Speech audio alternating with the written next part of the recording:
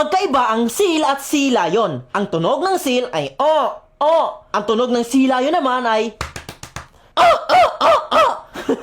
Parang ganyan lang. How to differentiate? Ang seal ay may tenga pero butas lang. Ang sea lion naman ay may tenga pero may flaps. Ang seal, mahaba ang kuko. Ang sea lion, maikli ang kuko. Ang sea lion ay maliit ang front flippers at gumagapang gamit ang tiyan. Galumping ang tawag. Pakinggan nyo to. Ay, mama. Ang sea lion naman ay kayang tumayo at maglakad gamit ang kanilang flippers at tinatawag din silang sea dogs. Bakit? Parang tumatahol kasi. Pakinggan nyo to. Diba?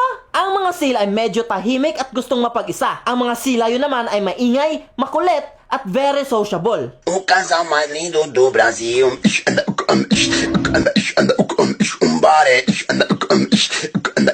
Ito naman ang killer whale. At ang dalawang yan, hinahagi sa itaas ng ere para ma-disorient, to stun, to kill, bago kainin. At minsan, for training purposes. May natutunan ba? Ako si Kuya Babol sa tapangarap ko, maging katulad ni Kuya Kim. If you want to know more facts about science, animals, and everything dito sa mundo, just follow me. And that is what I discovered.